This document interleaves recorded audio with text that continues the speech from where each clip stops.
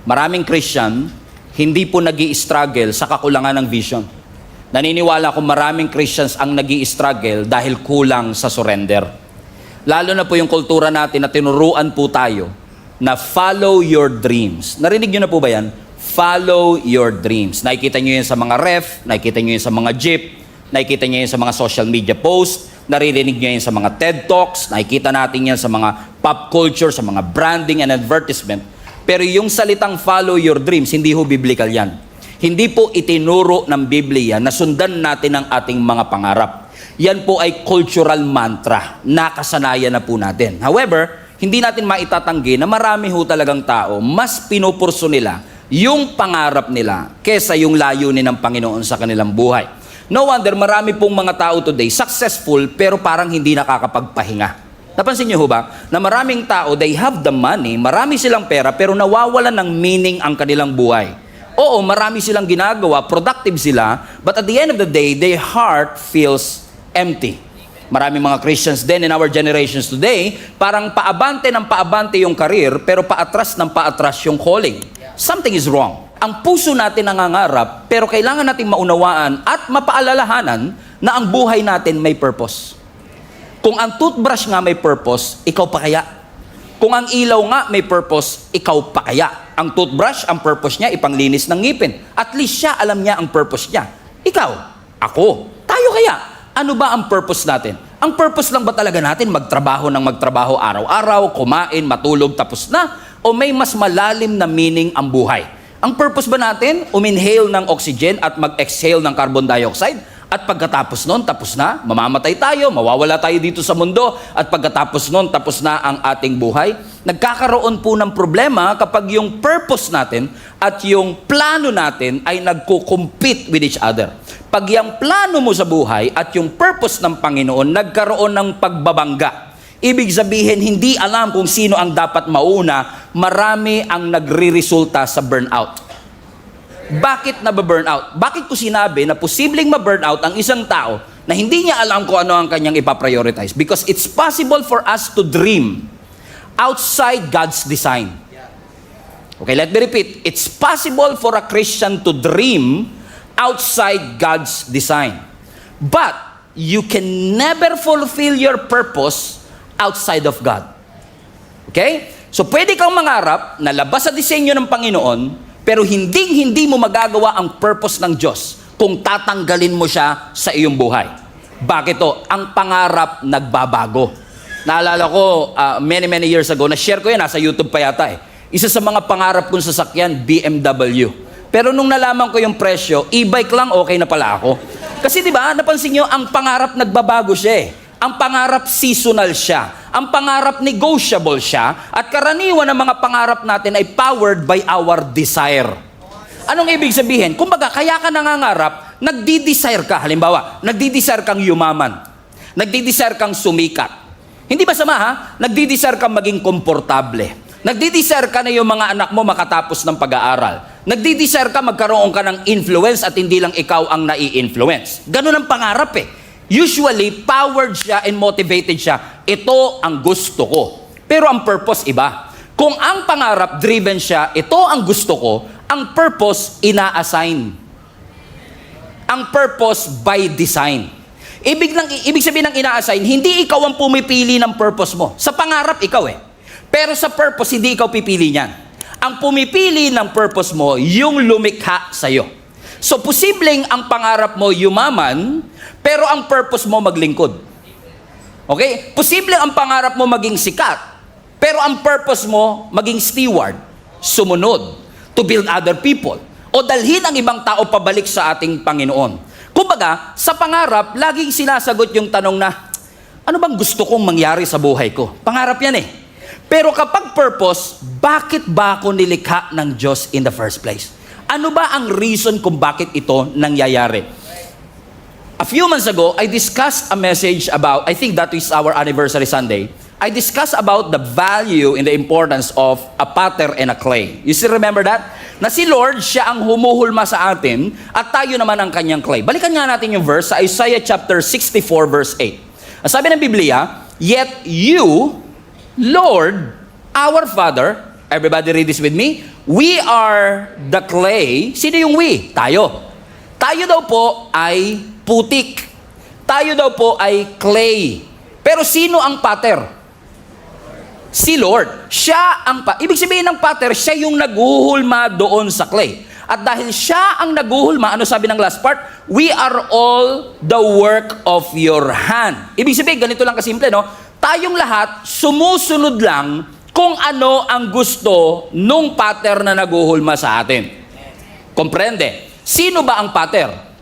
Si Lord. Sino ba ang clay? Tayo. So kapag ba inassign ka ng Diyos, ako ang pattern, ikaw ang clay, control ba yon? Hindi. Manipulation ba yon? Hindi. Binabalik ka lang sa disenyo mo. You are created to follow God's design. Halimbawa, yung clay ba magiging bowl o magiging cup? Sino magdi-decide? Yung pattern. Ibig sabihin, walang kaalam-alam ang clay, basta siya sunod lang siya ng sunod. Pag iniikot siyang gano'n, sunod lang siya ng sunod. So kapag sinabi ng pattern na, magiging bowl ka, ikaw magiging jar ka, ikaw magiging cup ka, wala siyang magagawa. Now, pwedeng mangarap yung clay. At sabihin niya, gusto kong maging espada. Yan. Halimbawa, yung clay sabi niya, habang inuulma siya, Sir, pwede ba akong maging espada? Pwede kang mangarap, pero nakadetermine pa rin yung future mo doon sa pattern mo. So, ibig sabihin, walang problema mangarap. Pwedeng mangarap ang clay na pwede siyang maging sword. Pero ang tanong, yung clay ba nakadesign para maging espada? No, hindi siya nakadesign para maging espada. Ang espada kayang mag-cut. Ang clay, hindi niya kaya yon. So, kahit anong effort ng clay, hindi niya magagawa yung bagay na hindi niya design. Sino sa inyo nangangarap makalipad? Sarap nun, di ba? Kung magkakaroon ka ng superpowers, isa sa mga superpower ko, Pastor, gusto kong makalipad ako. Pero ang tanong, pangarap mo makalipad, gusto mong makalipad, pero nakadesign ka ba para lumipad? Hindi. So kapag tinangka mong lumipad, hirap ka. Imposible pa nga eh. Tama, andyan pa ba kayo? Tama. Pero yung hirap ka, madali sa ibon. Kasi yung ibon, design talaga siya para lumipad. Meron na ba kayong nakitang ibon na nag-enroll sa flight school? Halimbawa, gusto kong matutong lumipad. Okay? Paglipad 101. Ayan. May ganyan ba? May lesson ba ang ibon para sa... Wala. Kumbaga, nung ipinanganak siya, kahit hindi niya pa na-try lumipad, once na pinakawalan siya dahil built-in sa kanya yun. Effortless ang paglipad. Halimbawa, ang isda, design siya para sa tubig. Wala kang makikitang isda na nag-e-enroll sa swimming school. Walang isda na nag-swimming lesson. Lahat ng isda, naturally, based on design, bigla na lang silang lumalangoy. So, ibig sabihin, kung ang ibon lumilipad, ang isda lumalangoy, hindi mo pwedeng pagbaliktarin. Bakit? Ang isda, unless flying fish, pwedeng makalipad, pero for a while nga lang eh.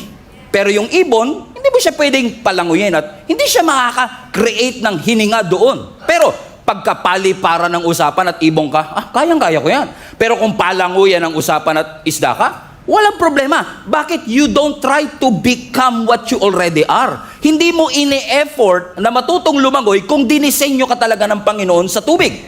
Naunawaan niyo sinasabi. Bakit? Depende sa design ng Diyos. That is why, kapag may design, ibig sabihin may designer. Napakalalim nun. Tama? Lahat ng design, ang may pakana niyan, yung designer. So kung tayo ay may design, ang tanong, sino ang designer ng buhay natin? Sino ang nag-design na para ka dito, si Pastor Stephen ay para dito, kasi yes, pwede mong turuan ang ibon para lumipad. Pero sa totoo lang, kahit hindi mo siya turuan, bigyan mo lang siya ng space, lilipad siya. Ang isda, hindi mo kailangan turuan lumangoy. Ilagay mo lang siya sa tubig, matututo siya lumangoy. Bakit? Yun ang kanyang desire. Hindi siya kailangan mag-effort. And I realize one thing. Kaya maraming tao ngayon ang pagod, anxious, pressured, hindi dahil mahirap ang buhay. Kaya tayo pagod, kaya tayo pressured, kaya tayo anxious, kasi kumikilos tayo na labas sa design ng Diyos. At pag kumilos ka na labas sa design ng ating Panginoon, kahit mag-effort ka, kung hindi mo yung design, hindi mababago ang function mo. Kahit na mag-aral ang ibon lumangoy, kung hindi yun ang design niya, hindi siya makakahinga sa ilalim ng tubig.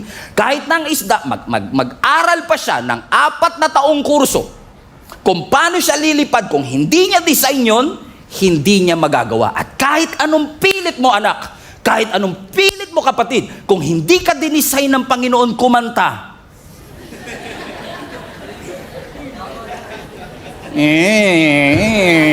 Pastor, gusto kong kumanta. O sige na, gusto mong kumanta, pero tanungin mo, gusto ba namin? Yun muna ang tanong sa... Sabi mo sa katabi mo, wag mo na pilit. Sabi mo, parang hindi nyo sinabi Amen? Kasi, alimbawa, kung talagang hindi ka kumanta, pag nag-effort kang mag-aral, may improve ba performance mo? Yes, may improve ang performance mo, pero hindi mo marere-right ang design ng Panginoon sa iyo. Even though you try harder, you work harder, you train longer, you push deeper, you can never do what God has not designed for your life. Kaya kung maraming mga tao ngayon ang pagod, pressured, and anxious, not because life is hard, but because you are operating beyond God's design, posible kaya mga kapatid na maraming tao these days na pagod na pagod. May mga kalala ba kayong ganyan na pagod? And usually, pag may mga kilala tayong napapagod, ano ang usual temptation? I need to motivate this person. I need to challenge these people. Pero what if hindi talaga motivation ang kailangan niya?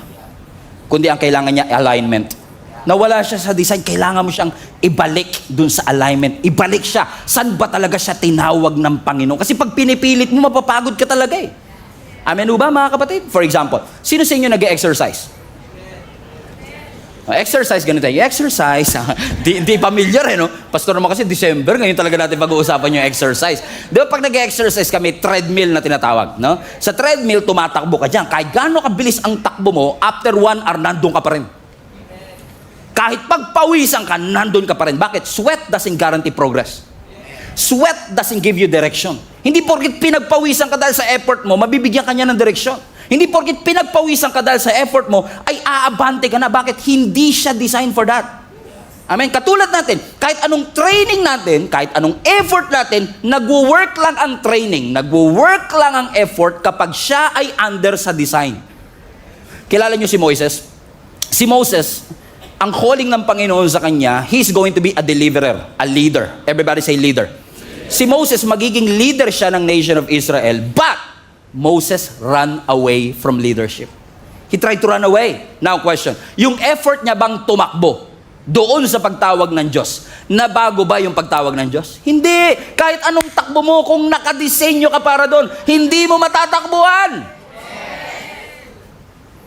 Kahit na natatakot ka mawawalan ako ng kaibigan, natatakot ka mawawalan ako ng negosyo, natatakot ka mawawalan ako ng trabaho, kung yon ang design mo. Yung nakatayo sa harap nyo, takot din ako mawalan before. Takot ako mawalan ng trabaho. Takot ako na hindi magkaroon ng magandang future. Pero kapag ka yun ang design ng Lord, hindi mo siya matatakbuhan. Si Jonah, for example. Binigyan si Jonah bilang propeta ng isang assignment para siya ang magbigay ng balita sa Nineveh. Anong ginawa ni Jonah? The runaway prophet. Come on now. Anong ginawa ni Jonah? Tumakas sa Panginoon. Question, nung tumakas ba siya, nabago assignment niya? Hindi! Kahit na tumakas ka, hindi magbabago assignment mo. Sabihin mo sa katabi mo, parang ikaw tapi ka. Amen? Kahit anong takas mo, kahit anong iwas mo, pag yun ang assignment mo, mapapagod ka lang, magbabayad ka lang, tatagal ka lang, pero hindi mo matatakasan ang pagtawag ng ating Panginoon.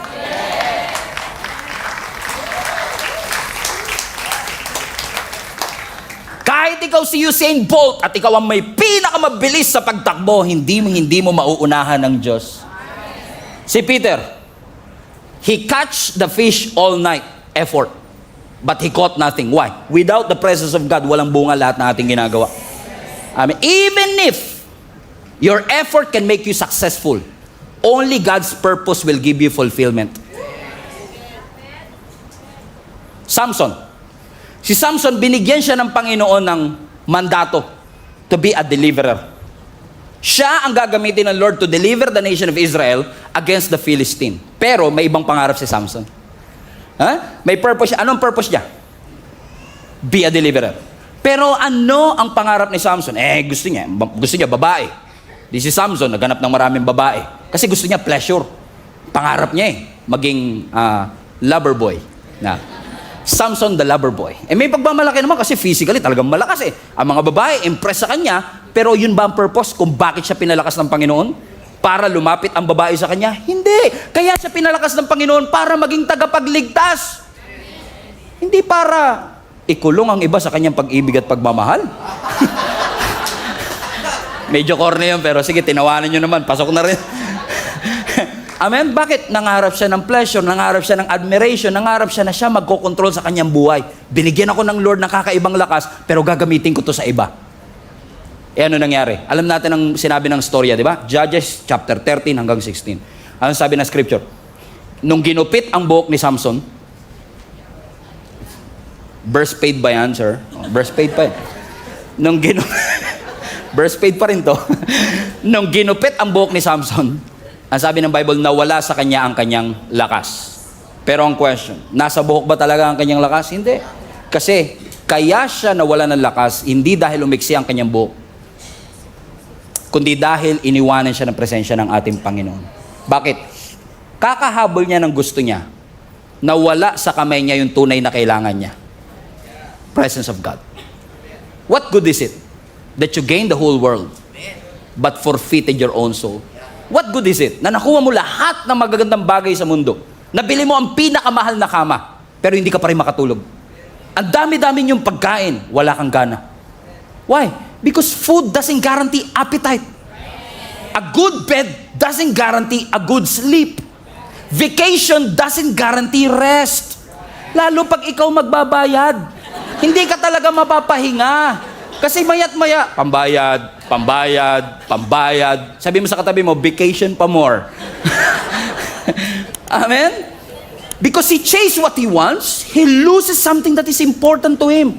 And that is his calling, his purpose. And that is the presence of God.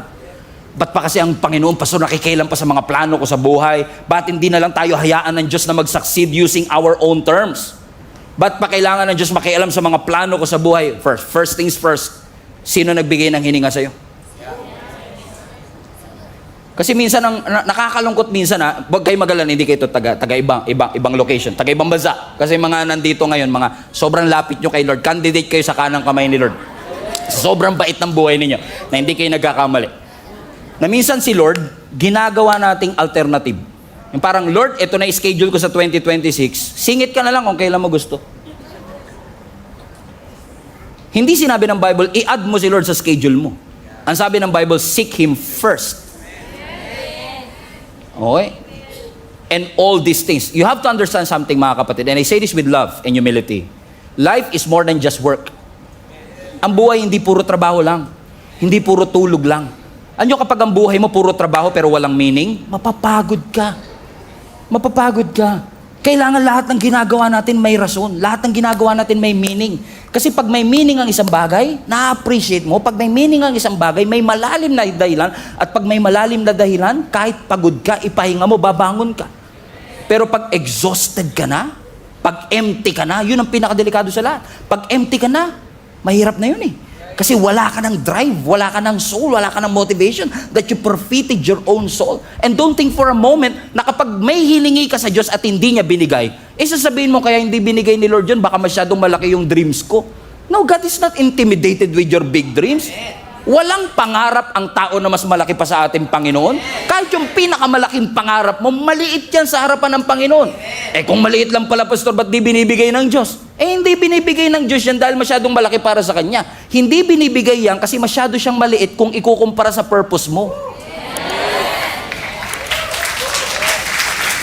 Sabihin mo sa katabi mo, don't settle for less. Anong ginagawa natin? Habol tayo ng habol sa mga pangarap natin. Napansin nyo ba yung pera kapag hinahabol nyo, lalong tumatakbo? Tuwan-tuwa ka, sabi mo, malapit na yung 13-month pay. Wala pang 13 hours. Ubus at least dumaan, Pastor. Kakahabol mo ng pangarap mo, mag-isa ka na lang. Sino magsusustain sa'yo pag nagsosolo ka kakatupad ng pangarap mo? Akala mo ba madaling to pa rin ang pangarap? Hindi madaling to pa rin ang pangarap. Kaya nga po siya pangarap eh.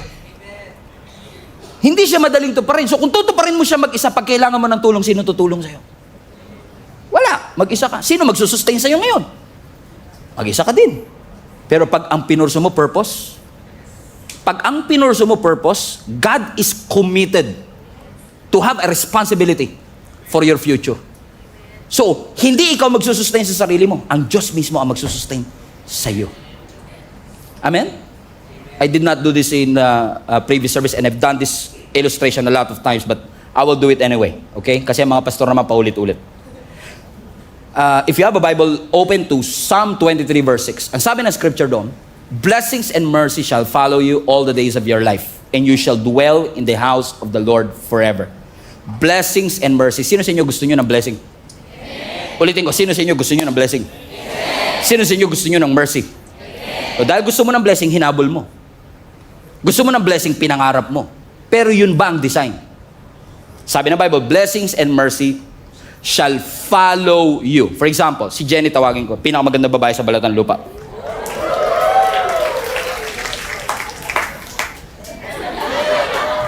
Total, siya naman ang blessing ko. Yeah!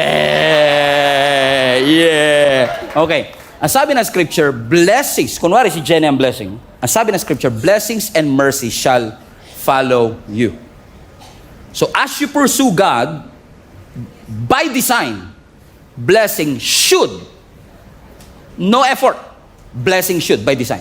Ano ang condition? Pursue God and blessings will follow you all the days of your life. So ibig sabihin, when I pursue the Lord, I don't have to worry, may pambayad na ba kami? I don't have to worry, paano na yung mga anak ko? No, because it's automatically pursuing you. Kaya kapag pagod at hirap, binabaliktad mo yung design. You are pursuing the blessing. Habol ka ng habol sa blessing. Tapos, pag mag-isa ka na lang, sabi mo, nasa na si Lord? Iniiwan ako ng Lord. Hindi ka iniiwan ni Lord. Ikaw ang umiwan sa Kanya. Kaya, pag nasa ganitong sitwasyon ka kapatid, nagtataka ka, bakit mga desisyon ko, bubo? Alam mo yun? Dinicide ko talaga yun. Di ba parang, ba't ganun ang desisyon ko? Paano ka magkakaroon ng wise decision kung yung source ng wisdom nandun? Paano ka magkakaroon ng peace dito kung ang source ng peace nandun? Kaya sabi ng design, balik ka sa design. Ano ba ang design? Pursue it. And blessings and mercy shall follow you. Comprende? Thank you, Be. Amen? Lahat naman kasi talaga, nung nagsimula, may purpose naman talaga yan. Lalo tayo na, halimbawa, sa mga OFW natin, mga nanonood online today, let me know in the comment section kung saan kayong parte ng mundo. Just for us to have a clear picture of as to how many people have been working abroad. Maaaring may kakilala ka nagtatrabaho sa abroad. Especially kung Christian yung nagtatrabaho sa abroad. Bago yan umalis dito sa bansa, nanalangin niya kay Lord. Sabi niya, Lord, aproban niyo lang yung visa ko. Maglilingkod ako sa iyo hanggang wakas. Actually, Lord, para mapatunayan ko seryoso ko, yung kalahati ng sweldo ko. Yan, Lord, 50-50, Lord, kalahati ng sweldo ko, itutulong ko para sa construction ng Gia Kamanaba Worship Hall. Ha? Ibig sabihin, karamihan ng umalis, missionary. May mission. Tama? Pagdating. Napalitan yung mission ng paano ko aasenso. Yon. Hindi masamang umasenso. Hindi masama. Ako nga, ina-advocate ko. Ipanalangin, di ba? Almost every week, pinagpe-pray ko, umasenso business ninyo. Walang problema sa pag-asenso. Pero ang problema kasi, 2 years ka na ron, 2 years ka na ron, okay. 2 years ka na ron, pero imbis na yung calling mo nag-upgrade, appliance mo nag-upgrade. Hindi masama na ma-upgrade ng tulad kayo, kakabili nyo lang ng oven this week dahil sa bonus nyo eh. Bumili kayo ng rep na 2-door. Diba? Walang problema. Pero teka lang, ano ba talaga ang purpose? Ba't mo siya pinag-pray in the first place? Hindi ko sila, kasi nung nangako ka naman kay Lord, wala naman ako dun eh. Kaya ikaw lang naman yung nangako. Hindi kita pinilit na mangako kay Lord. Ikaw ang nangako kay Lord. Sabi mo, Lord, ibibigay ko ang buhay ko sa iyo. Kaso, pagdating doon, nakalimutan mo na yung assignment mo. Nakalimutan mo na ang purpose mo, why you are there in the first place. Kaya parang dati, hindi kayo taga-ibang church to, no? Kaya parang sila sabi mo, Lord, gamitin mo ko, Lord, gamitin mo ko. Nung meron ka na ng mga pangarap mo, Lord, i-maintain mo to, Lord, i-maintain mo to. Pero where was God when you are planning for all of these things? Was not even included. For example, dito sa church, may mga sitwasyon dito na minsan magtataka ka talaga. Talagang totoo yung love is blind eh. Alam niyo ibig sabihin? Pag kinilig talaga, hindi na nakikinig. May kilala ba kayong gano'n? Yung pag kinilig na, wala nang kinig-kinig yan. Tuloy yan, tuloy, di ba? So, dito, talagang minsan alam mo yung mga red flag na, alam mo na di ba, may problema, yung ganyan. Pero minsan, pag in love ka, di mo napapansin yun. Kaya kailangan mo ng mga kaibigan na magsasabi sa'yo na, hinay-hinay ka, pag-pray mong mabuti yan. Pero ano mangyayari? Dahil mahal na mahal mo, hindi ka makikinig. E tituloy ka, bam, mahal mo eh. After 6 months, nag-break kayo. Niloko ka. Aroy. Aray mo. Bakit ko sinabing aray mo? Kasi pag nasaktan na broken heart, yung nakalimutang leader, babalikan. Pastor, heartbroken ako. Kung ako yon, ang sarap sabihin, nung kinilig ka, di ako kasama. Tapos ngayong heartbroken ka, sasama mo ako. Bahala ka dyan. Bakit? Minsan tayo, pag nagpaplano, may sarili tayong mundo, pero pag may problema, Lord, nasan ka? Yun ang problema. Yan ang problema. Tignan mo katabi mo, duguan na eh. O naalala nyo po noon, marami sa inyo dito, dati kayo nanonood sa live stream. Dumaan ang video ng Gia Kamanaba. Kaya napanood ninyo, one day sinabi nyo, ay may simbahan pala doon sa Caloocan, aatin ako. No, naalala nyo pa nung hindi ka pa umaatin dito in person, nanonood ka ng live stream. Kada post share, pam. Kada may post, pupusuan mo yan, pam. At kahit online yung service, nanonood ka lang online ha, yung puso mo present na present. Present eh. Tapos nakaating ka in person. Present ka na ngayon in the flesh, pero absent naman yung commitment.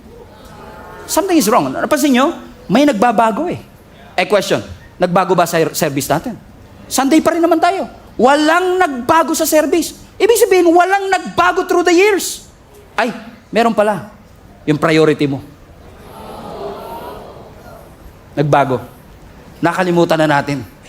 Sabi ng Bible, seek first His kingdom and His righteousness, and all these things shall be added unto you. Alam niyo, ina-expect ko na yung message na to, hindi amenable. At pwedeng sasabihin nila, Pastor, minsan ka na nga lang nandito. Yan pa yung message mo. Pero tatay niyo ako eh. Responsibility kong paalalahanan kayo na meron kayong layunin at meron kayong purpose sa inyong buhay. Naalala mo nung hindi ka pa naglilingkod kay Lord, sabi mo, Lord, kahit anong role, sige Lord, bibigay ko. Tapos nung may role na, masyado naman demanding tong role na to. Lord, kahit saang ministry, nung nasa ministry na, matagal pa ba yan? Because somewhere along the way, nakalimutan natin na kapag naglingkod, may sakripisyo. Nakalimutan natin. Akala natin comfortable lahat. Akala natin mabait ang lahat. Naalala mo dati, hindi ka uma-absent sa church. Hindi ka uma-absent. Sabi mo, pag God first. Di ba, naalala mo yun? Sabi mo, sarado ang tindahan pag Sunday. Kasi para kay Lord to. Outing, di ko mag-outing. Sunday! Kayo yun ha, kayo yun. Huwag niyo ako damay. Di ba? Ikaw naman ang ako nun eh. Diba? Pero recently, di ba, napapansin mo, diba, pag may mga long weekend. Diba? Sabi mo, maganda magbakasyon dito ah. Hindi masama. Pero minsan, di ba, family first eh. O di nasa family na. Di nandun ka na sa resort, di ba? Say, woo! Habang nagagaganong ka, kami dito nakaganon, di ba? Kami rito nag-worship, ikaw ganun-ganun ka sa swimming pool, di ba? Saya mo eh! Di ba? Hindi natin pinipigilan. Kasi nga, pamilya yan eh. Di ba? Walang problema. Lalo kung yan lang talaga oras ninyong pamilya eh. Pero alam mo na ang services natin every Sunday, 5 yan sa online. Meron pa yung Monday ng gabi. So alam mo may oras ka pag Monday, tapos na yung outing nun ah. May internet? Meron. May access? Meron. Ano wala? Eagerness. Yun yung nawala. Hindi na nagbago yung church eh. Ang nagbago yung eagerness, nagbago yung priority. Sabi nga nila, pag gusto, pagkaayaw, ako ba nagsabi? Kayo nag-fill in the blanks. Amen? Sabi mo sa katabi mo, ikaw talaga target ni Pastor today. Oo. Yung katabi mo, dati nag-a-adjust pa yan. Pag Sunday, di ba, sabi niyo, yun. Pero ngayon, wala. Pwede mo ba sabihin, nanlamig ba siya, Pastor? Hindi naman siya nanlamig kay Lord. Masyado lang napasarap yung pahinga. Oh, bakit ko sinasabi? Tatandaan nyo to mga anak. Ha? Ang backsliding, pag sinabing backsliding, yung pagbalik mo sa lumang buhay, ang backsliding hindi nagsisimula sa rebellion. Walang nag-backslide, rebelde ka agad. Walang ganun. Karamihan ng nagba-backslide, if not lahat ng nagba-backslide, hindi rebellion ang simula. Ang simula, neglect. Kapabayaan. Yung dating importante, hindi na masyadong importante sa kanya ngayon. So anong ibig ko sabihin? Hindi ka naman biglang tumalikod sa Lord. Hindi ka biglang nawala sa Panginoon. Unti-unti mo lang tinigil yung dating ginagawa mo para sa Kanya. Kaya ang sabi ni James, are you still with me? Sugatan ah. Kaya ang sabi ni James sa James chapter 4, now listen, verse 13. Giya ka manaba, makinig kayo. Lahat ng mga tao na nagsasabing, ngayon o bukas, pupunta kami sa Thailand. Pupunta kami sa Japan. We will spend a year there. We carry on with our business and to make money. Verse 14. Bakit? Bakit? You don't even know what will happen tomorrow. What is life? What is your life? You are a mist, hamog, galang. Alam niyo ibig sabihin ng hamog, fog? Pag hinalintulad yung buhay natin sa hamog, ibig sabihin, ngayon nandyan, mamaya wala na. Ibig sabihin, walang guarantee ng sustainability. Walang guarantee ng breath for tomorrow. Kaya sinasabi na, kayong lahat na nagsasabing, ngayon pupunta ako dito sa city nito, bukas pupunta ako dito, magtatayo ako ng negosyo, I will make money. Hold your horses. Hold your horses. Do you not know that your life is a mist? Hindi nyo ba na-realize na wala kang control sa oras mo, anak? Hindi mo hawak ang oras. Ang may hawak ng oras natin, ang Diyos. Hindi mo hawak ang karir mo kahit gaano ka kahusay. Hindi ikaw may hawak ng karir. Hindi ikaw ang may hawak ng iyong negosyo. Hindi ikaw ang may hawak ng bangko sa Pilipinas. No. Only God is the true source of everything. Amen? Let's go back to verse 13. Can I take a few minutes to digest these verses for you? Just one verse. I promise you it will be worth it. Wala naman kayo magagawa. Dito na tayo. Diba? So pasinin nyo to. Now listen, you who say today or tomorrow, we will, highlight this part, we will go. Everybody say we will go. So sasabi ni James, kayong lahat na nagsasabi ngayon, gagawin namin to, bukas, gagawin natin to. Bukas, dito kami pupunta. We will go. Everybody say, we will go. What does it imply? We will go. It implies what? Movement. Gagalaw ako. Pupunta ako dito. Sabi niya, we will go. Pero ang sinabi ng scripture, we will go. Depends on kung iaalaw ni Lord. Hindi, no? Sabi lang, we will go. So, ibig sabihin, yung kanyang direction ay self-initiated. Ako nag-initiate kung saan ako pupunta. So, ano naging basis ng decision? Preference. Ano naging basis ng decision? Opportunity. Ano naging basis ng kanyang decision? Ambition. Discernment. Pag tinignan mo, we will go, mukhang confident. Pero may submission ba? Come on? May submission ba kay Lord? No. Next, we will go to this or that city and spend, highlight this part, spend a year there. Ano ibig sabihin ng spend a year? Bakit hindi sinabing spend month or I will spend my day there? So the fact na sinabi niyang, I will spend a year there, ibig sabihin ginagaranti niya buhay pa ako after 1 year. And that is an illusion, my friends. Illusion siya na ikaw ang may hawak ng iyong oras. You don't hold your future. You don't hold your time. Time is not a right. Hindi nating karapatan bigyan ng Diyos ng oras. Mercy ng Diyos kung ba't buhay pa tayo. Grace ng Lord kung bakit pa tayo nandito. Regalo ng Diyos ang oras. At kung regalo siya, dapat siyang i-steward. Dapat siyang i-manage ng tama para sa kanyang kaluwalhatian. So kasi sinasabi, we will go and we will spend 1 year there. Let's continue. And we will carry on with our business. Ibig sabihin, ina-assume mo na kapag nag-effort ka sa negosyo, magsasucceed ka. So ibig sabihin, ang skills mo, nasaan ang tiwala? Sa sarili. Nasaan ang tiwala? Sa network. Nasaan ang tiwala? Sa experience. Productive, pero nag-pray. And last, sabi doon, and we will make money. Everybody say, make money. So, ibig sabihin, nag-business, ito naman ngayon ang resulta. Now we have the money. So, ibig sabihin, hindi lang siya confident na buhay pa siya after 1 year, posibleng may confidence din siya sa resulta that if I work hard, I will earn money. Hindi siya sinabing there's a possibility that I will earn money. Is it as if like money is a right? No, it is a mercy of God. So what will happen kung makakakuha ka ng pera pero hindi mo ipinanalangin? What will it develop in your heart? Di ba pride? Di ba? It will develop pride in you kasi isipin mo, it is my skill. It is my network. It is my connection. Is God condemning money? No. Hindi kinokondemn ng Lord ang pera. Nire-rebuke ni James at ng Diyos yung entitlement sa ating puso na we think that it is because of our skills and connection that we have all of this. We don't. Only through His grace, meron tayo nito. So ano ba sinasabi ni James? Ibig sabihin, Pastor, hindi na ako magpaplano? No. Hindi against ang Lord sa planning. Against ang Lord sa pride. Against ang Lord sa entitlement. So kinokorek ng Lord, hindi yung plano. Ang kinokorek niya, anong tono ng plano mo? Asan ang Diyos sa plano mo? Asan ang Diyos sa iyong mga pangarap? Against ba ang Lord sa negosyo? No. Against ba ang Lord sa wealth? No. Against ba ang Lord sa pera? No. Si Jesus nga may treasurer. Ba't ka may treasurer kung walang treasure? So God is not against wealth. Amen? Ang Diyos hindi siya against. Against siya kapag yung success mo self-sufficient. Feeling mo, ikaw ang may pakana. So anong nangyari? Si Lord ngayon, consultant na lang. Hindi na siya ang tunay na may-ari. Kinokorek lang ni Lord. Yung business mo, hindi sa iyan. Kay Lord yan. Huwag mo siyang gawing consultant. Siya dapat ang number 1 sa sinasangguni natin. Kaya kapag sinabi ng kultura sa atin, follow your dream. Everybody say, follow your dream. Follow your dream. Is that right? No. Don't follow your dream. Submit your dreams to God.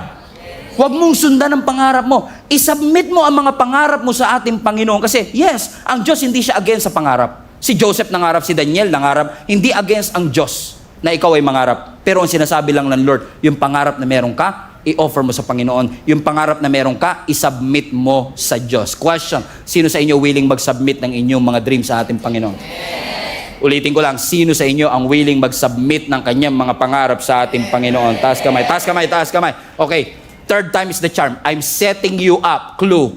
I'm setting you up. Sino sa inyo willing na isubmit ang inyong mga pangarap sa ating Panginoon? Sure? So pag sinubmit mo yan, papayagan mo ang Diyos na i-inspect yung pangarap mo. Papayagan mo ang Diyos na i-redefine ang pangarap mo. Okay pa rin sa'yo. Okay, ito matindi. Papayagan mo ba ang Diyos na i-resize ang pangarap mo? Okay. Amen pa rin ha. Ito, ewan ko na lang. Papayagan mo ba ang Diyos na i-replace ang pangarap mo? Kasi submission eh. Ibig sabihin, siya talaga ang masusunod. Kaya sabi ng Proverbs chapter 19, many are the plans in a person's heart, but it is the Lord's purpose that prevails. Many are the plans in a person's heart, but it is the Lord's purpose that will prevail. Maraming plano yung katabi mo para sa 2026. Nagpaplano na yan magpakasal. Kahit wala pang jowa. Hibang. Boyfriend muna bago kasal, mabir. Joke lang. Nagpaplano tayo para sa 2026. Kaya sabi ng scripture, many are the plans in a person's heart, but it is the Lord's purpose that will prevail. Look at the screen. Look at the screen. Look at the verse. Look at the contrast. Plan, purpose. There is a plan, there is a purpose. Pero hindi lang yung plan and purpose ang contrast. Pati yung dami may contrast. Sabi ng Bible, many are the plans, but we only have one purpose. Now naman, many are the plans in man's heart, but it is the Lord's purpose that will prevail. Anong ibig sabihin ng contrast na ito? Look at the screen again. Highlight that part, plan. Yung plans na yan is actually from the Hebrew word machshaboth. Okay, everybody say machshaboth. Now, hindi lang to basta nagplano ka. Pag sinabi mong machshaboth, ibig sabihin nun, inisip mo siya. Nag-strategize ka na. Kinalculate mo na. Kumbaga, hindi pa dumarating, calculated mo na by the age of 30. Ganyan. Nagpaplano ka na. Hindi masama. Pero yung sinasabi dito, marami tayong mga calculations na yung puso natin naging pabrika ng napakaraming options na meron ka. Pero, ang sabi ng scripture, marami ka bang makshaboth in your heart, but it is the Lord's purpose. Ano yung purpose sa Hebrew word? Etsa. Matraffic dyan ngayon. Amen? Marami ka mang makshaboth, but it is the Lord Etsa that will prevail. Anong difference? Ang makshaboth, maraming thoughts, maraming strategy, maraming calculation, but it is the Lord's purpose that will remain. It is the Lord's purpose that will stand. It is the Lord's purpose that will outlast you. It will outlast. So listen, church. Based on that context, balik na yung verse 13 na. So, listen, church. Kayo na nagsasabi na, today and tomorrow, highlight everything. We will go. We'll spend a year. We'll carry on a business. We will make money. Look at the screen. We will go. We will spend a year. We carry on a business. We make money. You see it? We will go, spend a year, carry on a business, make money. What is missing on that verse? Walang Diyos. May plano, pero wala ang Diyos sa kanyang mga plano. Kaya ang sinasabi ng writer na si James, pwede kang magplano na, we will go here, we'll spend a year there, carry on a business, and make money. Verse 14, bakit? Hindi mo ba alam na, highlighted part, hindi mo ba alam? Alam niyo ibig sabihin ng Greek word yan? You know nothing. Hindi mo ba alam kung ano mangyayari kinabukasan? Ang buhay mo para lang hamog. It will appear for a little while and then it vanishes. That's what he is saying. Hindi masama magplano, pero teka, nakalimutan mo ba na wala kang control sa bukas? Hindi mo alam. You don't know. That's the dilemma. Hindi mo alam. Plano ka ng plano, pero hindi mo alam kung buhay ka pa bukas. Hindi mo alam kung ano ang mangyayari bukas. Bakit? Si Lord lang nakakaalam. Kasi iyan ang faith eh. Ang faith kasi, hindi ka bibigyan ng estimated time of arrival. Sabihin ng Lord, guarantee at the age of 35, may asawa ka na. Scam yun. Di ba? Si Lord ba yata tayo nagsabi siya? Sabi ni Lord 32 lang daw, magkakaasawa na ako. Di ba, scam? Bakit? Nilalagyan mo ng estimated time of arrival, nilalagyan mo ng expiration date. Pero ang Diyos hindi nagbibigay ng ETA. Ang Diyos nagbibigay ng direksyon. By this season, ito gagawin mo. That's the difference. Can you show the picture, please? Anong difference ng compass tsaka ng Google Maps? Ang Google Maps, bibigyan ka ng estimated time of arrival. Ang Google Maps, nakaplanado na, dito ka kakaliwa. Nakadetermine na, darating ka 4:40. Ang compass, hindi niya mabibigay yun. Ang mabibigay lang ng compass, direksyon. Tinatrato natin minsan ng Biblia, Google Maps. Kaya ka frustrated Kasi hindi ipapakita ng Lord sa iyo ang lahat ng daratnan mo. Pero ang ipapakita niya, yung susunod na direksyon. North, south, east, or west. Kaya pala sabi ng Bible, your word is a lamp unto my feet and a light unto our path. Bakit? Ang word of God, hindi po siya spotlight sa kinabukasan. Siya ay lampara para sa susunod mong hakbang. Ang ipapakita ng Lord sa iyo, what's the next step? But will you be able to trust God? Hindi sinasabi ng Lord, wag ka magplano for the next year. Nagpaplano ang church, nagpaplano ako, lahat tayo nagpaplano. But where is God in the middle of all of this? Is there at least a sign na sinasabi mong, Lord, ang gaganda ng mga plano namin, pero kung hindi mo to loloobin, hindi naman to mangyayari. Plano namin mag-open ng ganito sa next year. Plano namin gawin to sa next year. Naalala nyo, plano natin ngayon dapat nasa pure gold na tayo. Ano nangyari? Plano o purpose? May blueprint pa yan May blueprint na nga, hindi pa nangyari. Bakit? Si Lord lang nakakaalam. Si Lord lang nakakaalam ng lahat ng bagay. So let's submit our desires to God. Bakit?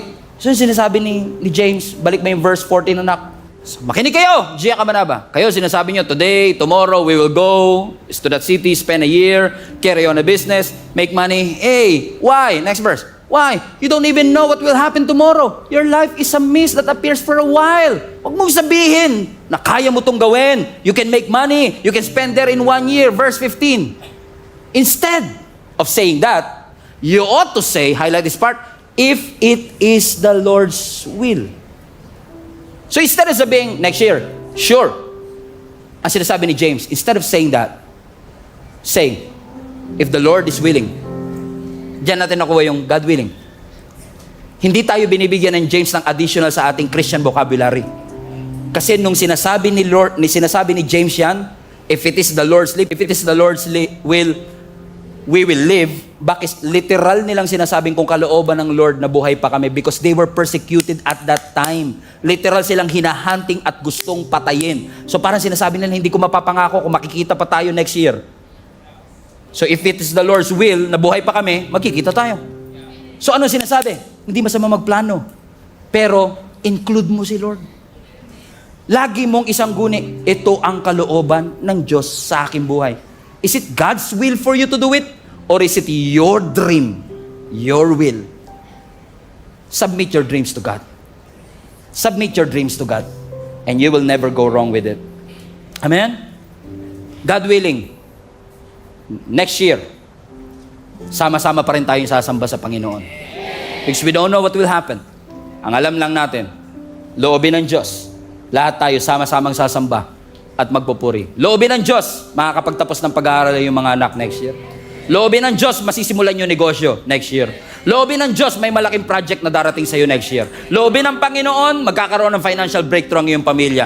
Loobin ng ating Panginoon, yung iyong mga pangarap na namatay, ibabalik ng Panginoon into life. Loobin ng ating Panginoon, makakapaglingkod ka sa ating Panginoon in a whole different level. Loobin ng ating Panginoon, magiging pastor yung katabi mo. Hallelujah. Loobin ng ating Panginoon.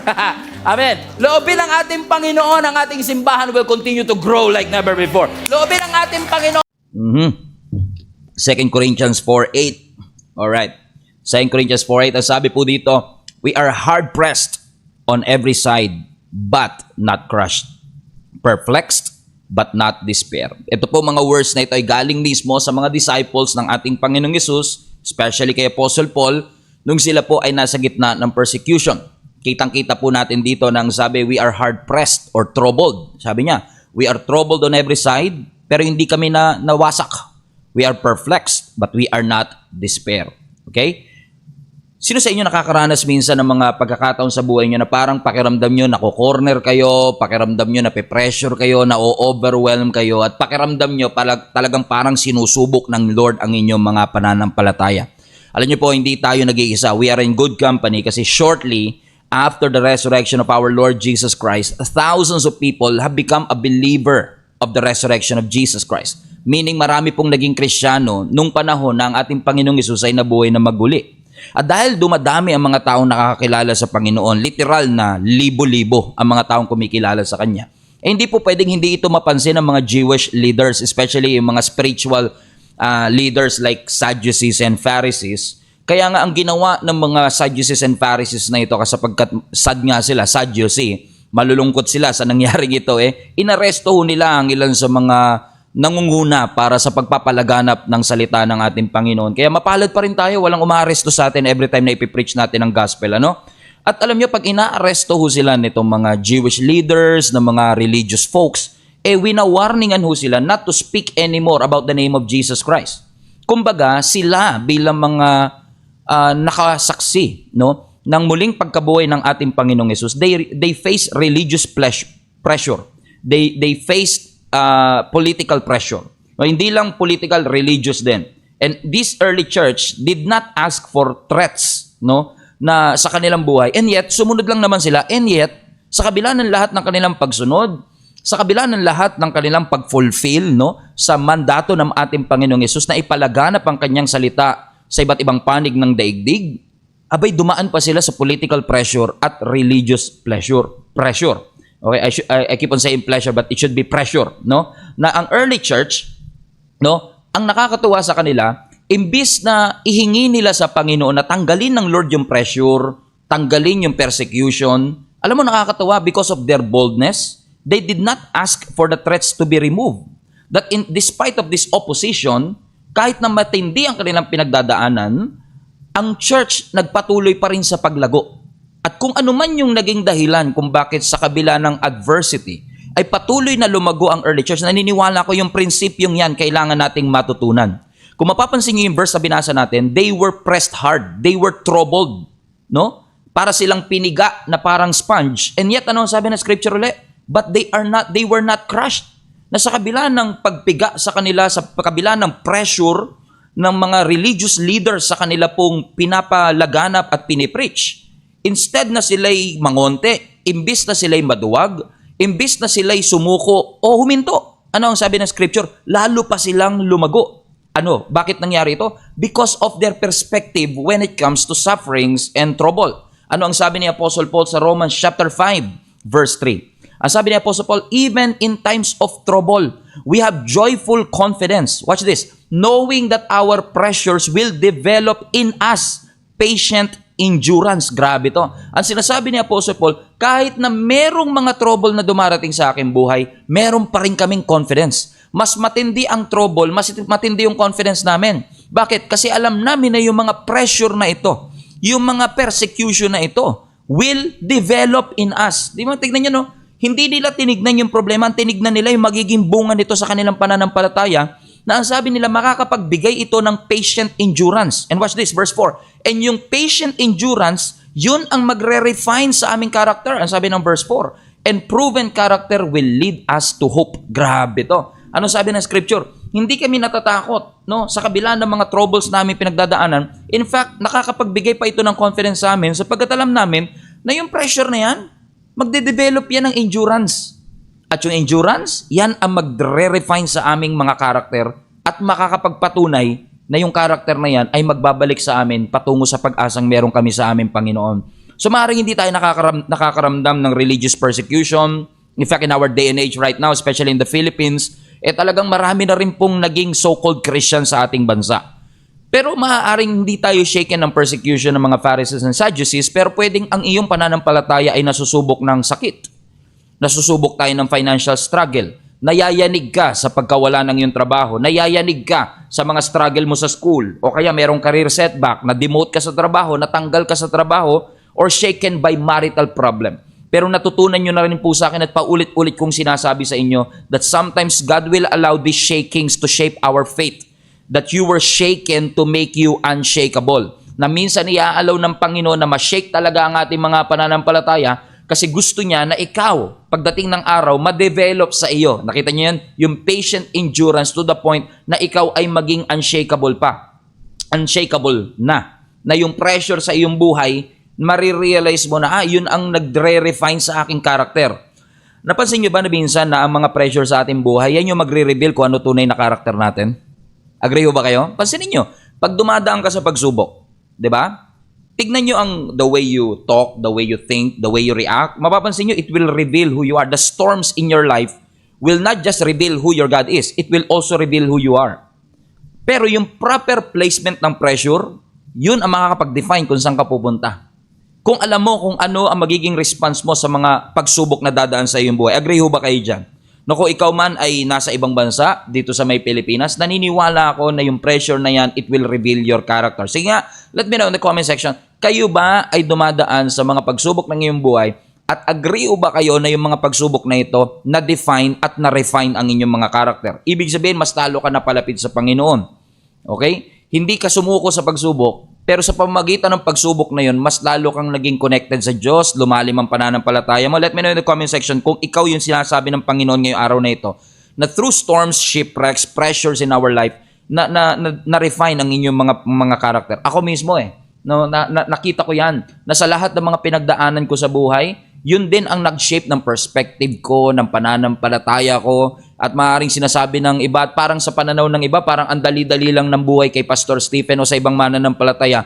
Pero hindi nila alam, lahat ng mga bagay na yan na mukhang madali, epekto yan ng mga bagay na nirefine ng Panginoon sa atin in the past. Kasi ang gusto ni Satan, sumuko tayo Ang gusto ni Satan, mabasag tayo. Di ba? Parang kay gusto niya yung pananampalataya natin maging fragile. Ang gusto ni Satan, mga pananampalatayang babasagin. No? Madaling masira, madaling mabasag, madaling sumuko. Hindi yan ang gusto ng Panginoon sa ating buhay. Ang gusto ng Panginoon sa atin, kung tayo man ay dadaan sa mga pagsubok, it will refine, not define. It will refine who you are. Iyan ang makakapagpino ng ating mga pananaw, ng ating mga ugali para mas lalo natin makilala ang ating Panginoon. At tinatawag ko nga, naalala nyo, meron akong preaching before called anti-fragile faith. No? Ang tawag po natin dyan sa pananampalataya na yan o sa skill na yan, na kahit may pagsubok na dumarating sa iyong buhay, hindi ka sumusuko, lalo ka pang lumalakas. Ang tawag po dyan ay anti-fragility. No? Ano ang anti-fragility? Nilagay ko po yan ngayon dito para makita ninyo. Ano ang anti-fragility? Ang anti-fragility is the ability to benefit from stress, chaos, and adversity. Tingnan nyo ito, no? Yung stress na iniiwasan natin, yung chaos na iniiwasan natin, or adversity na tinatakasan natin, sa mga taong may anti-fragility na na-develop ang Panginoon, mas lalo silang nagbe-benefit pag may stress. Mas lalo silang nagbe-benefit from chaos. Now, gusto nyo ba yan? Ako gusto ko yan eh. Na hindi mo iniiwasan ng stress, hindi mo iniiwasan ng adversity. Pag dumating yung adversity at stress, alam mo, makikinabang ako dito. Dadaanan ko to eh. Kumbaga, you don't surrender under pressure, you thrive under pressure.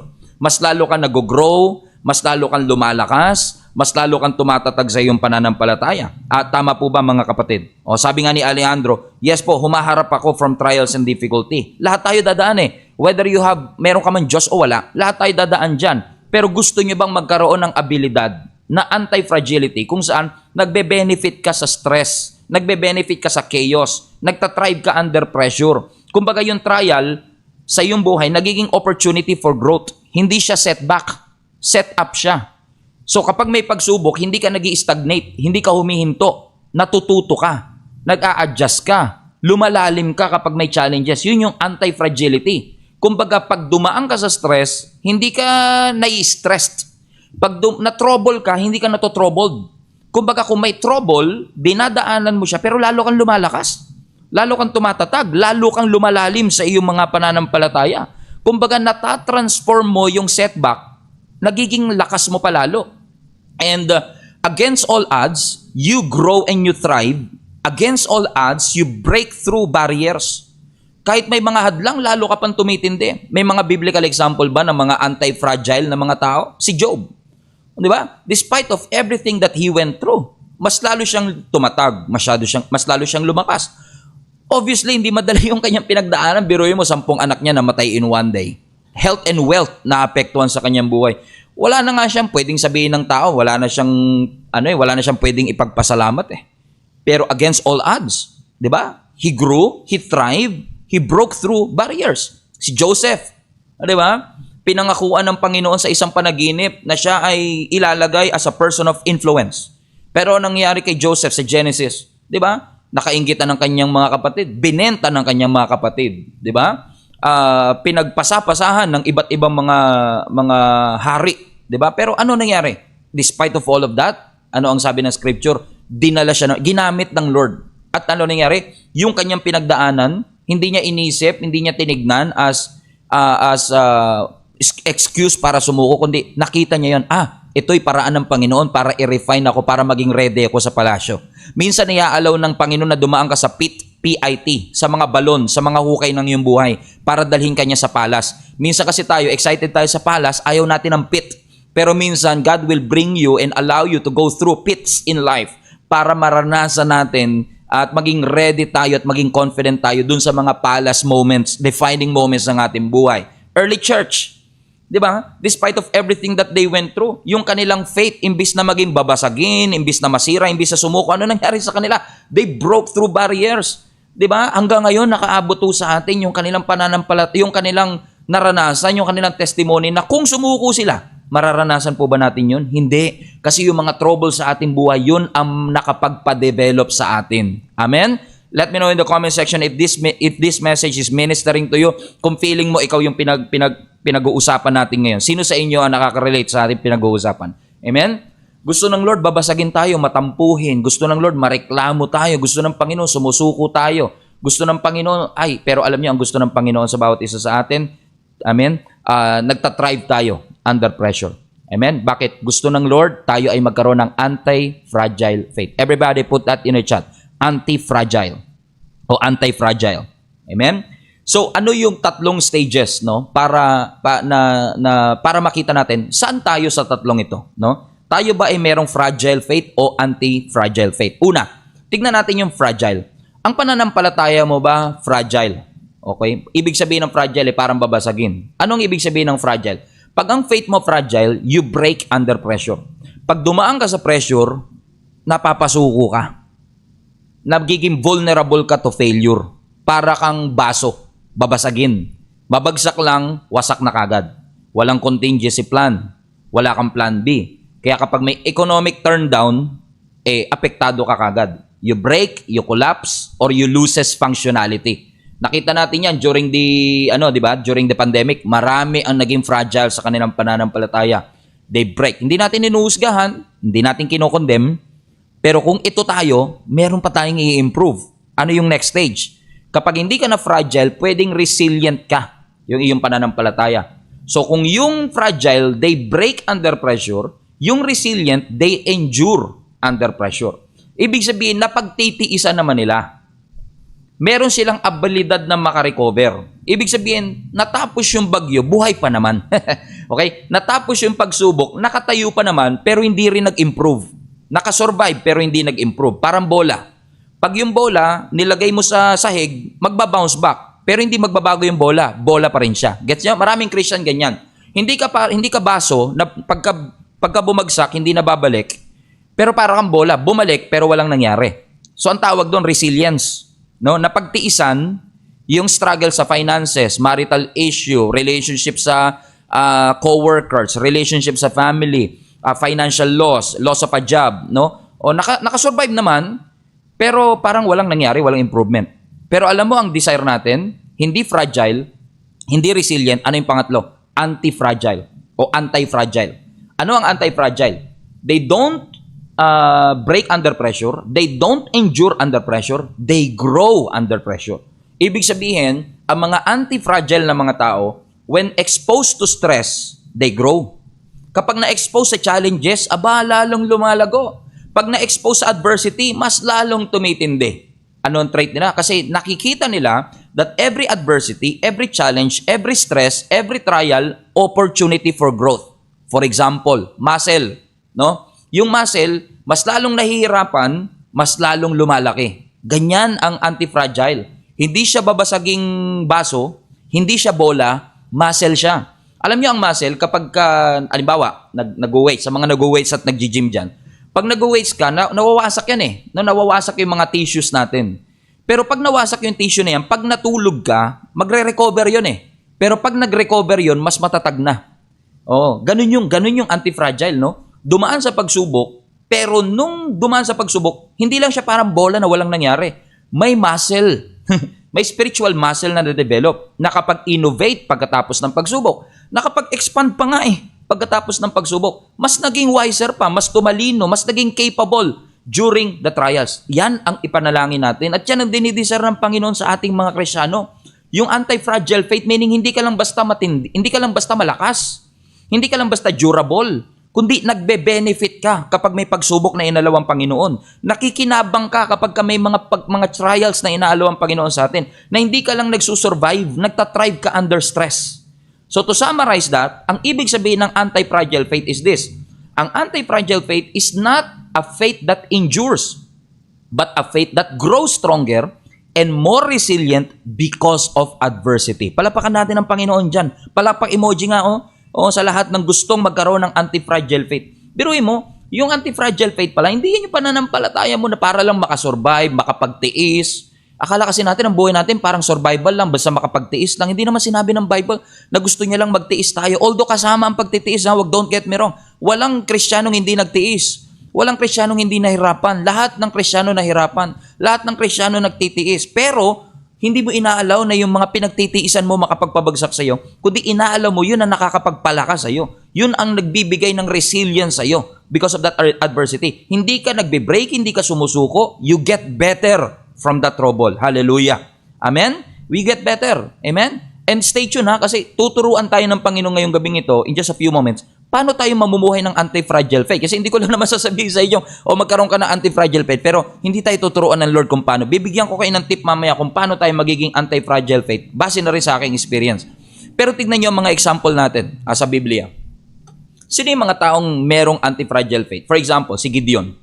Di ba si Gideon, pinili siya ng Panginoon to defeat the Amalekites. Pero siya mismo nakapagsabi, di ba? Lord, mahina ako. I'm the weakest in my clan. Our family is the weakest in our clan. And I am the weakest in my family. Kumbaga parang kung susumahin mo yung sinabi ni Gideon, I'm the weakest of them all. Ako ang pinakamahina sa lahat. Amen? Pero under pressure. Biruin mo ba naman? Pumili siya ng 32,000 soldier. Sabi ng Lord, gawin mong 10,000 lang. Lord, kalaban namin libo-libo rin. Mabuti na yung sigurado. Di ba ganun tayo minsan? Pero ano nangyari? Hindi, sabi ng Lord, marami pa rin yung 10,000. Binawasan. To cut the long story short, ilan na lang? 300. 300 soldier against thousands of soldier. What a pressure it must have been para kay Gideon to lead hundreds of soldier against thousands. Literally tens of thousands of soldier. And yet, ano sabi ng scripture? After all that pressure, it revealed the mighty valor inside of him. Na talagang totoo pala yung sinabi ng angel, Gideon, you're a man of valor. Biruin mo, wala pa siya napapatunayan. Nakita na ng Lord yung potential niya. Bakit? After all, hindi naman siya yun eh. Ang importante lang, sumunod ka eh. Nung sumunod siya, kahit yung 300, dahil sa pagsunod niya, minultiply ng Panginoon, yung lahat ng weaknesses nila, pinuna ng ating Panginoon. At nakita natin, even dumaan sa stress, sa challenges and trial, they broke through. Si David, for example, hindi madali na maging hari, 'di ba? Being a king might have been so much pressure para sa isang David, no? But it revealed his competence. Nung nilagay na siya sa posisyon para maging hari, doon na-reveal yung kanyang pagiging magaling na hari at si David ang kinukonsider even up to this day to be one of the greatest king, no, in history of the nation of Israel. Pero si King Saul na nasa posisyon, 'di ba? Nung panahon ni Goliath, siya ang pinakamatangkad. Pero parang naging diwende siya nung hinarap siya ni Goliath eh. Na-reveal yung pagiging diwende ng kanyang puso. Bakit? Dumaan sa pressure. Si King Saul nung dumaan sa pressure, naging diwende. Pero si David nung dumaan sa pressure, naging malakas. Yan ang gusto ng Panginoon mangyari sa bawat isa sa atin. Na kahit may mga Goliath, may mga storms, may mga walls sa ating buhay, we will push through. No, madalas kong example sa inyo to, malamang narinig nyo na kasi kumalat na yata to sa TikTok eh. Di ba lagi ko yung example sa inyo? Ano ang kaibahan ng kandila tsaka ng sunog? 'Di ba? Yung kandila, pag hinipan mo 'yan, namamatay. Happy birthday to you.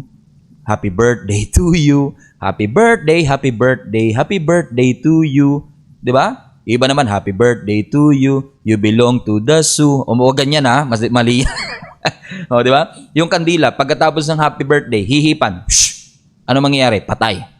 Pero ang sunog, 'di ba? Tingnan niyo yung nangyari sa Los Angeles.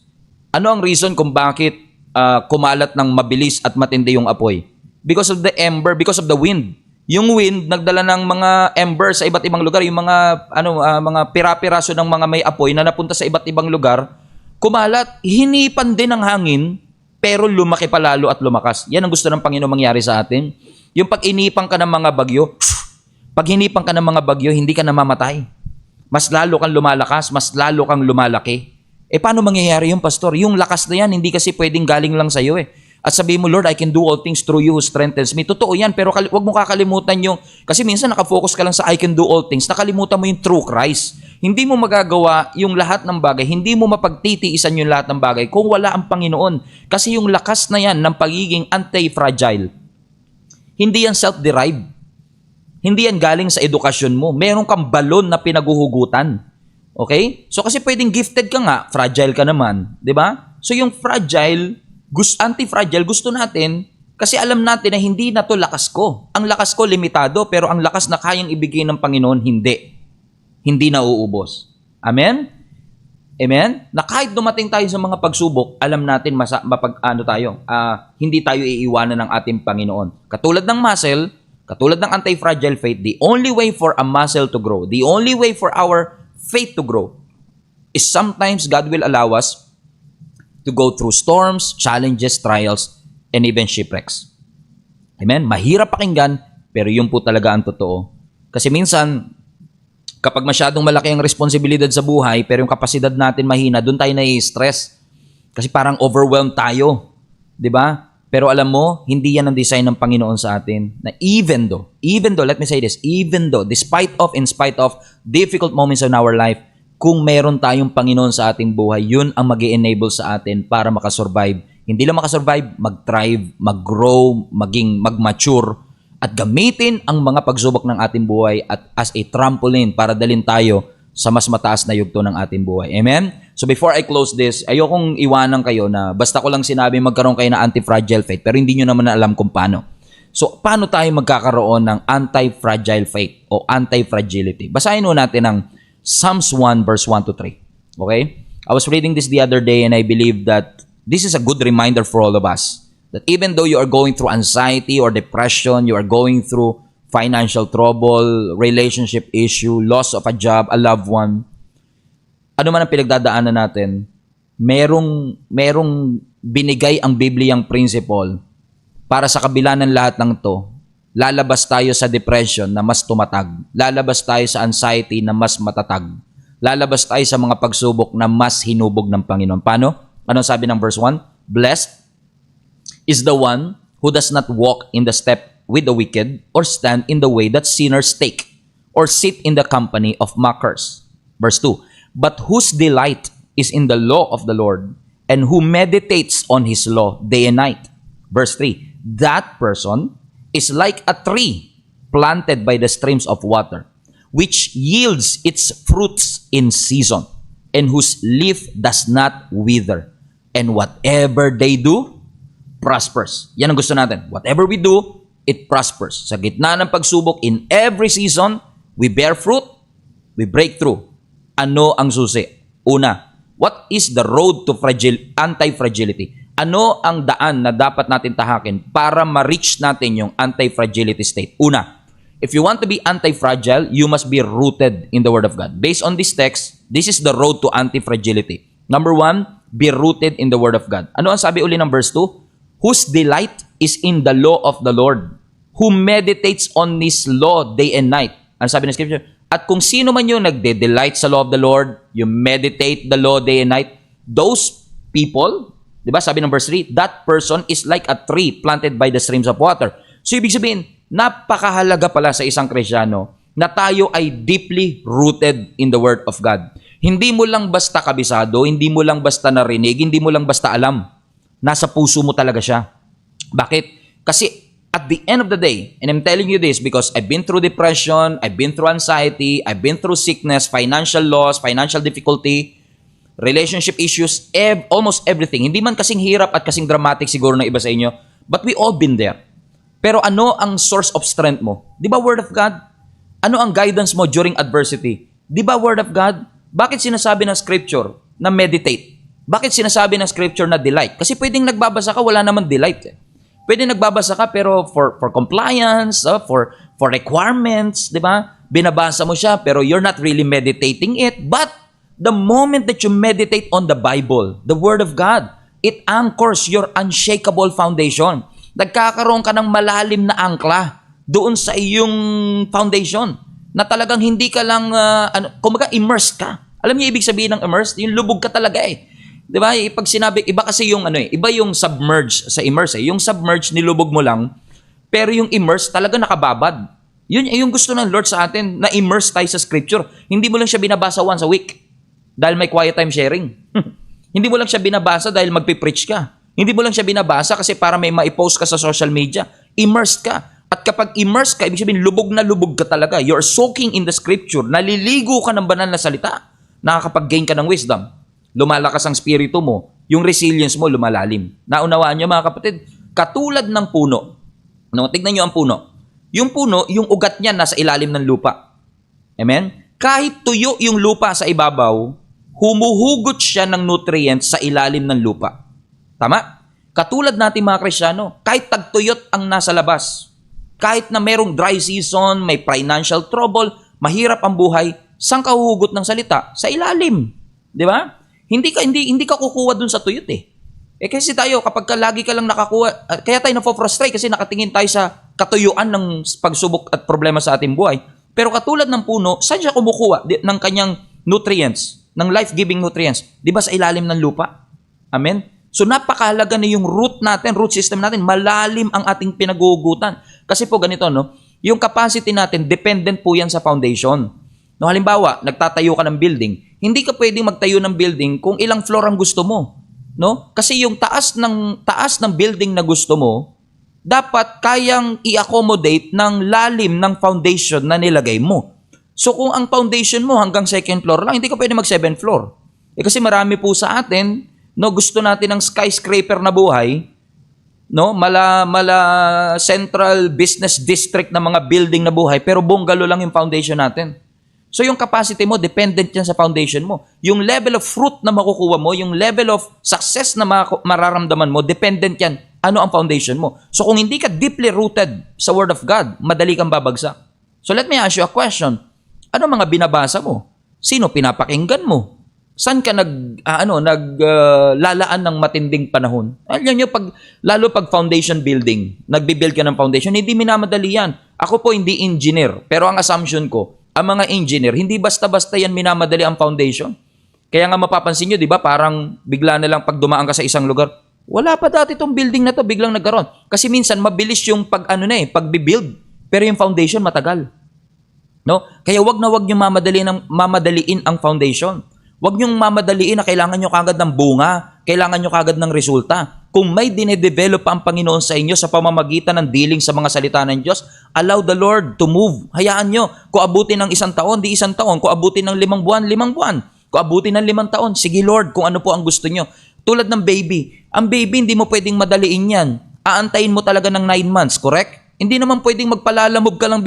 Excited na ako sa anak ko, ipapalalamove ko na lang. Kasi yung lalamove, same day delivery. Ay, hindi pwede. Hindi pwedeng shortcut, di ba? Ang spiritual maturity, ganun din. Ang spiritual maturity, it doesn't happen overnight.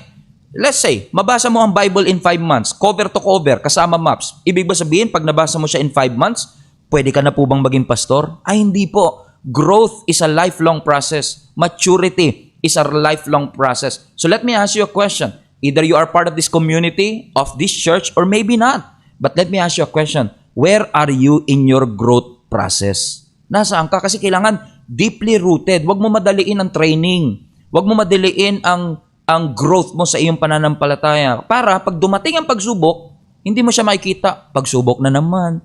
Trial na naman. Kaya maraming Christian, di ba, malungkot lagi, nakayuko lagi.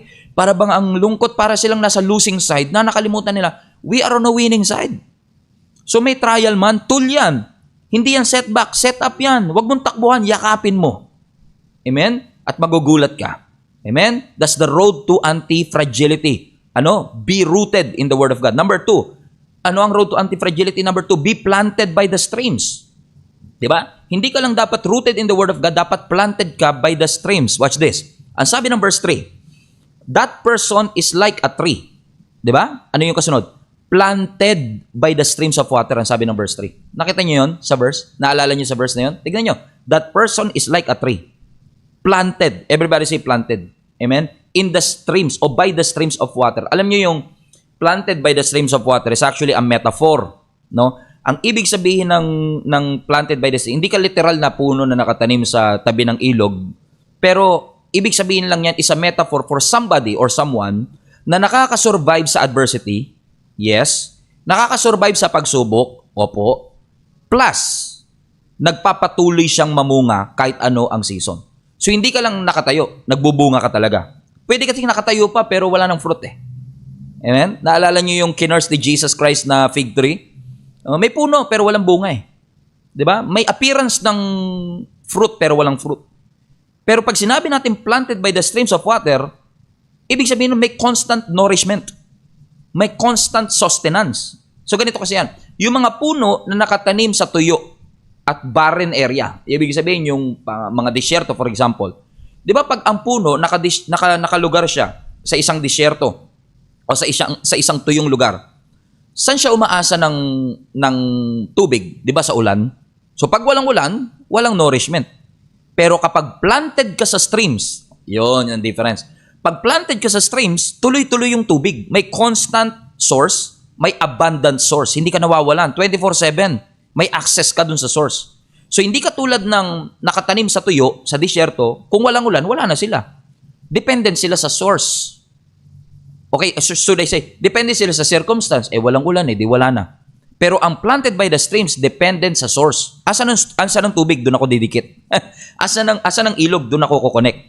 Kumbaga, merong deep connection sa tubig. At dahil meron siyang constant connection sa tubig, lagi siyang green, lagi siyang fruitful. Ganon din po tayo. If we are in constant connection with the Word of God, may spiritual nourishment. Napakapala doon natin. Hindi tayo pinagbabawalan na magbasa ng salita ng Panginoon. Nandyan ho lagi ang salita ng Panginoon 24/7. Nasa cellphone natin. Sa mga podcasts and sermons every week na nakikita po natin sa mga YouTube channel ng iba't ibang mga churches. Malaking bagay po yan para ma-nourish ang ating mga kaluluwa. Amen? Pero pansinin po ninyo, balikan natin, di ba? Planted by the streams. No? Hindi siya basta lumagulang dun eh. Hindi siya basta tumubo lang dun. May nagtapo ng buto, bigla siyang tumubo. Hindi, planted siya eh. Nakalagay planted. Ano ibig sabihin ng planted? Pag planted kasi, ibig sabihin niya deliberate, sinadya. Hindi siya basta randomly lumagulang doon. Someone deliberately placed it there. Nung binabasa ko ito, naalala ko yung Psalms 92. Tignan nyo ito, no? Ang sabi ng Psalms 92 verse 12, "The righteous will flourish like a palm tree." Gusto nyo ba yan? Yes. "They will grow like a cedar of Lebanon." Gusto nyo po ba yan? Yes. Kasi ang cedar of Lebanon, kung gaano ka-wide yung root, ganun din ka-wide yung kanyang dahon. So gusto ko yan.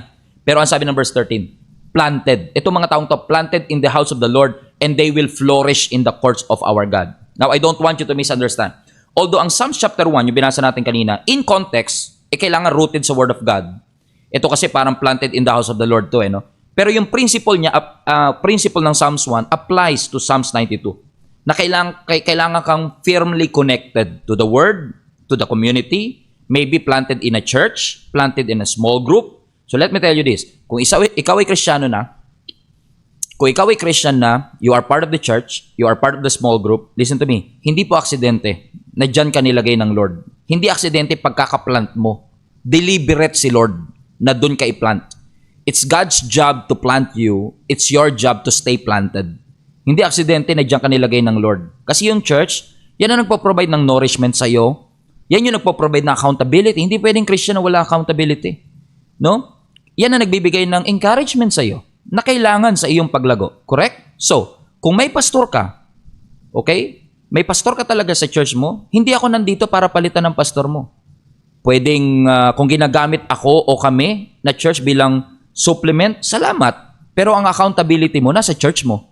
Ang accountability mo nasa pastor mo, nasa small group mo. Kasi napakahalaga po niyan eh, na kailangan matutunan natin na kung gusto natin maging anti-fragile, hindi pwedeng anti-fragile, hindi ka nagbabasa ng word. Hindi ka umaati ng services. You're not part of the community. You are not training yourself or preparing yourself for that.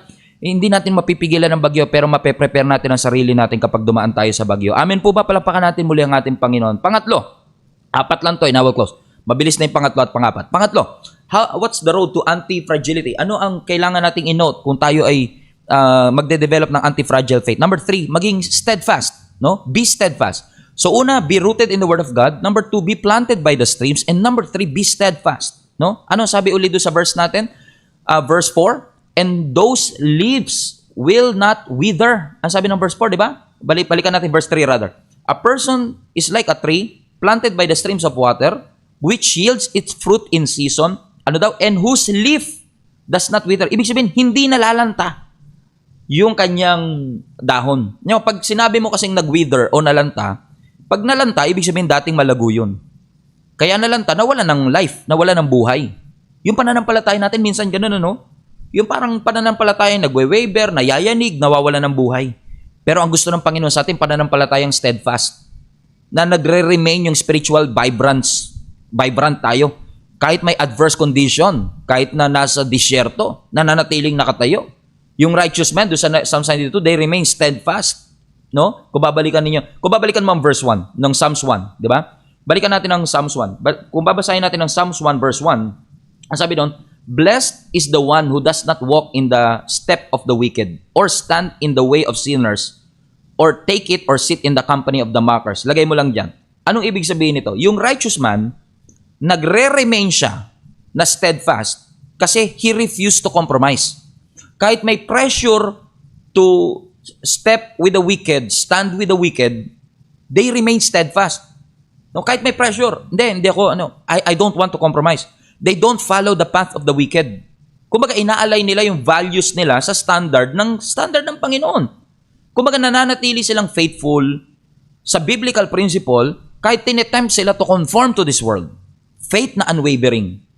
They thrive through all the season. Yan yung ating pinapanalangin sa Panginoon. Lord, gawin mo akong steadfast. Walang kahit anong tukso o pagsubok na makakapagpayanig sa akin para ang aking pananampalataya anti-fragile. Paano mangyayari yon kung hindi rooted sa word? Hindi mo alam kung anong word ang i-quote mo. Kung di tayo rooted, hindi tayo connected sa streams. At kapag hindi tayo connected sa streams, hindi tayo rooted with the word, napakadali natin bumagsak. Hindi tayo magiging steadfast. At pag di tayo naging steadfast, hindi natin makukuha ang number 4. Ano yung road to anti-fragility?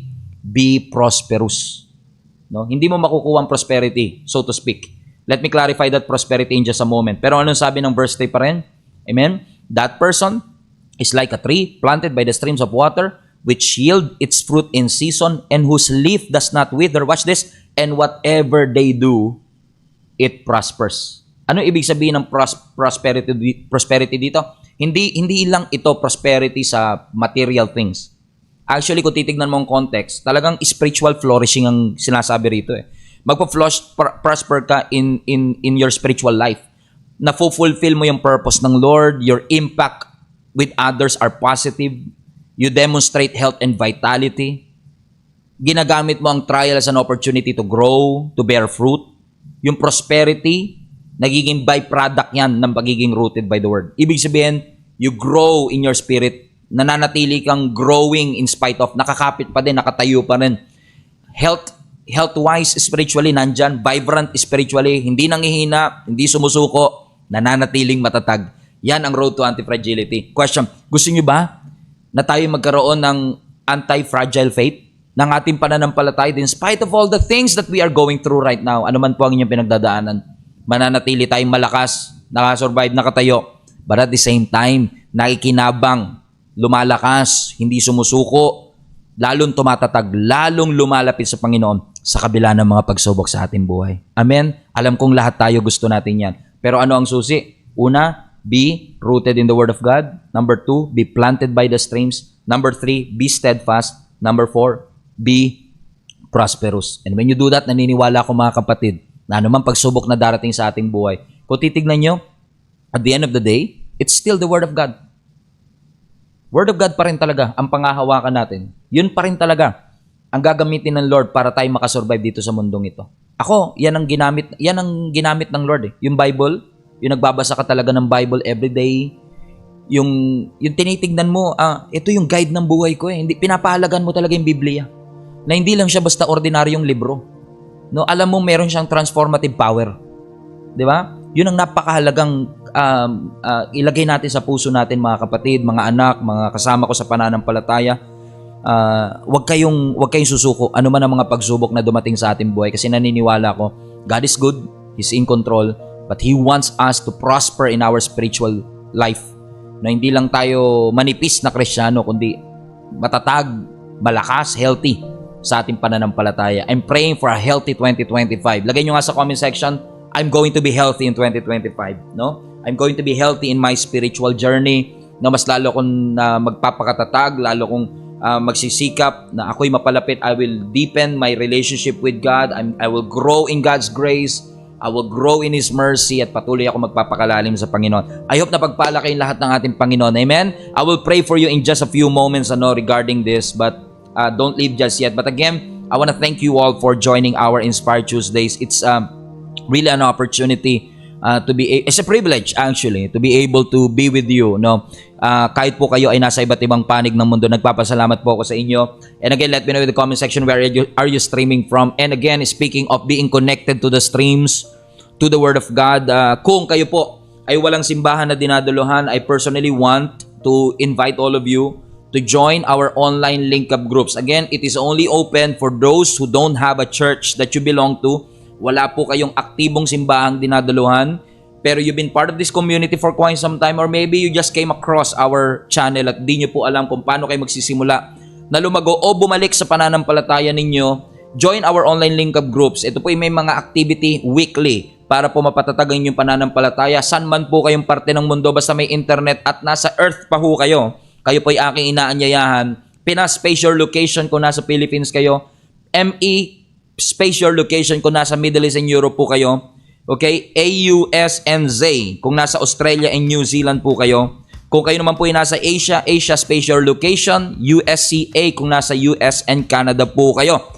Let me know in the comment section, where are you streaming from? Or should I say, kung saan nyo po gustong sumali ng mga link up group po natin. And expect a message request from any of our staff po para matulungan namin kayong makakonect sa atin pong mga link up group. At kung nagnanais naman po kayong lumago sa pananampalataya kahit online, naghahanap po kayo ng simbahan na inyong madadaluhan, open po ang aming simbahan. You can always come and visit us and be part of our community. Every Sunday po yan, 9 o'clock, 12 noon, 3 p.m. and 6 p.m. sa 5th floor of Araneta Square Mall, Monumento, Caloocan City. Excited po ako to preach the Word of God po sa darating na Sunday. Klaro na po kagad yung mensahe ng Panginoon na binigay sa akin para sa Sunday. Kahapon pa lang po, and I cannot wait to share to you what God has been placing in my heart kasi I believe this is going to be really, really helpful para po sa atin in living a life that is worthy of that calling that God has for our lives. So maraming pong salamat sa inyo. We are going to have the anti-fragile faith. That's what I've been praying for. So today, let me pray for you na magkaroon po tayo ng anti-fragile faith. Gusto niyo po ba yun, mga kapatid? Sige nga po, raise hand emoji or itaas po ninyo ang inyong mga kamay. Let me pray for you. As we continue to deepen our relationship with God, I'm praying to the Lord na patuloy niya tayong tulungan na magkaroon ng pananampalataya na lalong lumalakas sa gitna ng mga pagsubok. Panginoon, nagpapasalamat po kami sa pagkakataong binigay niyo po sa amin. Salamat po sa aking mga kapatid na ito sa global family namin who are literally from different parts of the globe. Pinag-isa mo kami sa pamagitan po ng channel na ito to be reminded, O God, of the purpose of the pain, the suffering, the challenges, the stress, the anxiety, even depression, the financial loss, the loss of a loved one, sickness, Lord God, na nararanasan po namin. It was not meant to break us. It is meant to shape us. Ang dalangin ko, Panginoon, magkaroon ng hugis ang aming pananampalataya. Hindi kami parang maging baso na madaling mabasag. Hindi kami parang maging bola na bumabalik pero walang natutunan. Kundi maging muscle kami, Panginoon, na lalong dumadaan sa stress, lalong lumalakas, lalong tumitindi. Lord, dalangin ko, yan ang ialaw mo na mangyari sa bawat isa sa amin. That each and every one of us, dalhin mo kami sa aming road to anti-fragility. Na kami, Panginoon, ay rooted